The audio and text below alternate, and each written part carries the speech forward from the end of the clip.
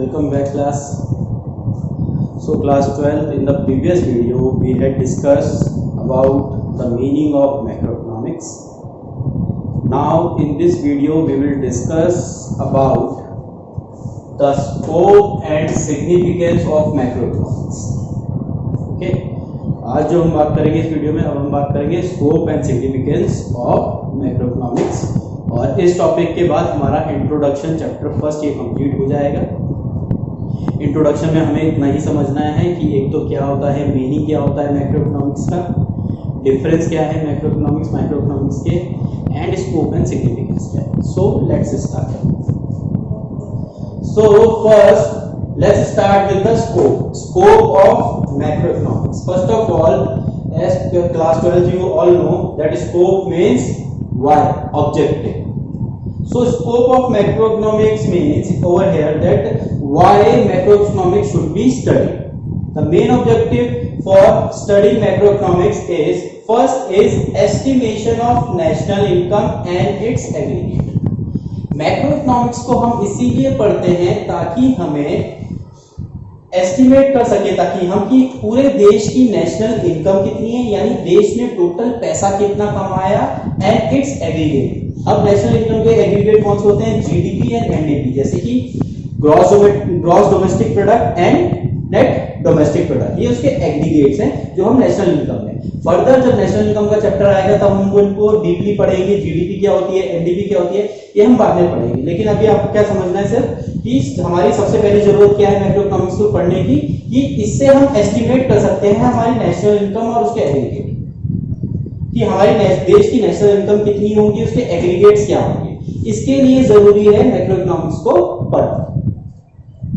Second, macroeconomics को हम इसलिए भी पढ़ते हैं ताकि थ्योरी ऑफ एम्प्लॉयमेंट का मतलब यहां पर यह है कि क्यों अनएम्प्लॉयमेंट होती है, कॉजेस ऑफ अनएम्प्लॉयमेंट मींस क्यों अनएम्प्लॉयमेंट हमारे देश में है और उसकी रेमेडीज क्या है, यानी कि देश में जो बेरोजगारी हो रही है इस समय वो क्यों हो रही है, और रेमेडीज मतलब उस अनएम्प्लॉयमेंट को हम एम्प्लॉयमेंट में कैसे कन्वर्ट कर सकते हैं, यानी कि उसका सॉल्यूशन कैसे निकाल सकते हैं कि देश में सब लोगों के पास रोजगार आ जाए।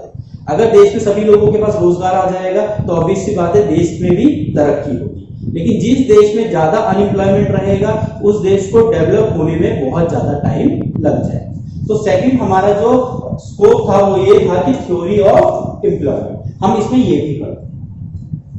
थर्ड, थ्योरी ऑफ मनी हम मैक्रोइकोनॉमिक्स में पढ़ते हैं, जिसमें कहा गया है creation of money by RBI.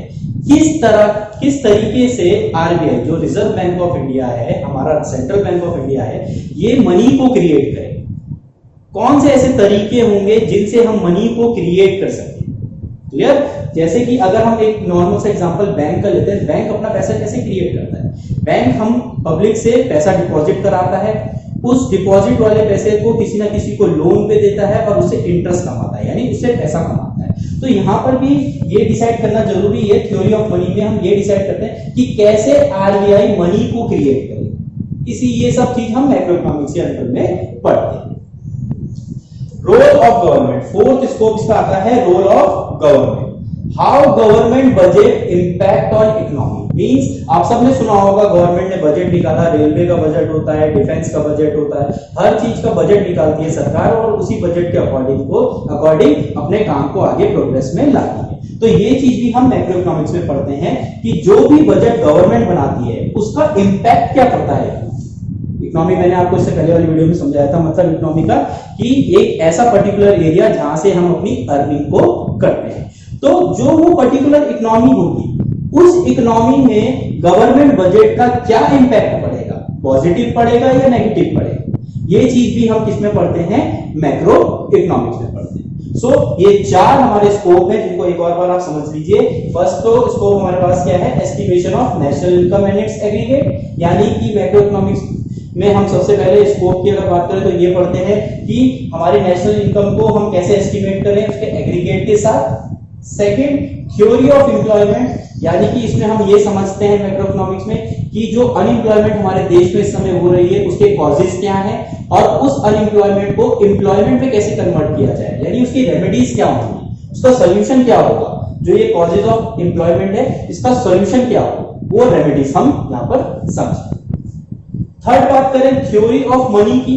Theory of money में हम यहाँ पर ये पढ़ते हैं कि मनी को कैसे क्रिएट करेगा RBI. Reserve bank of India जो है वो मनी को कैसे क्रिएट करेगा सबके लिए। क्लियर।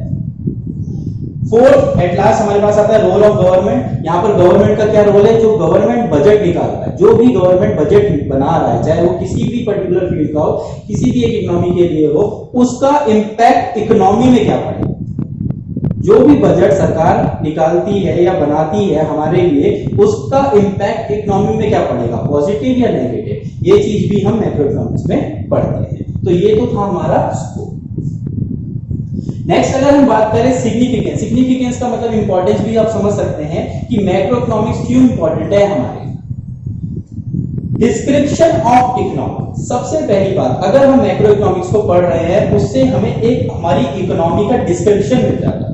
हमारी इकोनॉमी का क्या मिल जाता है, डिस्क्रिप्शन। यानी कि जैसे हमने पहले बात करी थी estimate of national income, study of unemployment, या हम स्कोप में बात कर चुके हैं, यही चीज। यानी हम अपनी इकोनॉमी को पूरा डिस्क्रिप्टिव वे में पढ़ सकते हैं कि हमारी नेशनल इनकम कितनी है, हम अनएम्प्लॉयमेंट की जो प्रॉब्लम है उसको कैसे सॉल्व करेंगे, ठीक है, उसके कौन कौन से तरीके निकालेंगे, ये सब डिस्क्रिप्टिव इकोनॉमी में हम पढ़ रहे हैं। सेकंड अगर हम बात करते हैं इकोनॉमिक स्टेबिलिटी की। इकोनॉमिक स्टेबिलिटी का मतलब क्या होता है, जो भी हमारी इकोनॉमी है उसे स्टेबल रखना बहुत ज्यादा जरूरी है। ठीक है, तो उसको हम स्टेबल कैसे करते हैं, उसको हम स्टेबल बनाते हैं पॉलिसीज के जरिए, जो कि दो टाइप की पॉलिसी होती है, एक होती है मॉनेटरी पॉलिसी, एक होती है फिस्कल या बजट पॉलिसी। मॉनेटरी पॉलिसी वो पॉलिसी होगी जो आरबीआई बनाएगा। मॉनेटरी पॉलिसी वो पॉलिसीज होंगी जो कौन बनाएगा, आरबीआई यानी रिजर्व बैंक ऑफ इंडिया बनाएगा, और फिस्कल या बजट पॉलिसी हम गवर्नमेंट बनाती है। ठीक है, तो ये दो पॉलिसी हैं जिनकी वजह से हमारी इकोनॉमी स्टेबल रहती है, और ये दो पॉलिसीज को कौन बनाता है, एक पॉलिसी को आरबीआई बनाता है और एक पॉलिसी को गवर्नमेंट बनाता है। इन पॉलिसीज को बनाने के पीछे सिर्फ एक ही कारण होता है कि इकोनॉमी को स्टेबल रखना। क्लियर। नेक्स्ट जो इंपॉर्टेंस की बात करते हैं, सिग्निफिकेंस की बात करते हैं, वो आती है problem of poverty and employment pollution.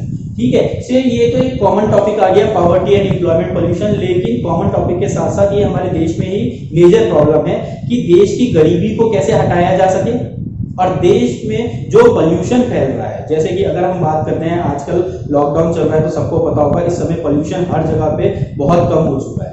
ठीक है, तो इस पोल्यूशन का जो एनवायरमेंट पोल्यूशन का टॉपिक है, इसको हम सीरियसली इसलिए लेते हैं ताकि देश में पोल्यूशन ना फैले, और जितना ज्यादा अगर पोल्यूशन होगा उतना ज्यादा देश सफर करेगा। सो यहाँ पर जो मेन प्रॉब्लम है हमारी वो क्या है, पॉवर्टी यानी गरीबी और एनवायरमेंट पोल्यूशन। इनका जो सोल्यूशन हम निकाल सकते हैं वो हम मैक्रो इकोनॉमिक्स के जरिए ही निकाल सकते हैं।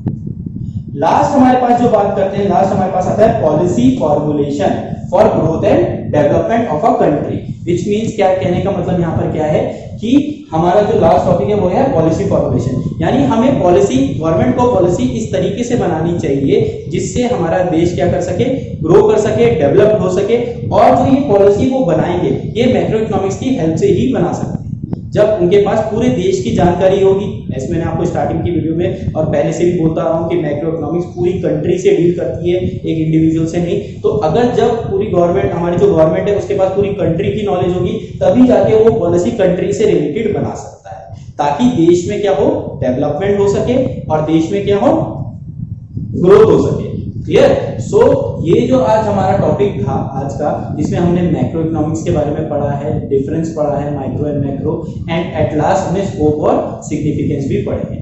इस टॉपिक के साथ ही आज हमारा फर्स्ट चैप्टर जो इंट्रोडक्शन का है ये कंप्लीट हो चुका है। प्लीज ये जो नोट्स होंगे इनको प्रॉपर्ली अपनी नोटबुक में बनाइएगा, अदरवाइज ये आपको नहीं समझ पाएगा। कोई भी क्वेरी, कोई भी प्रॉब्लम होती है आप मुझसे पूछ सकते हैं।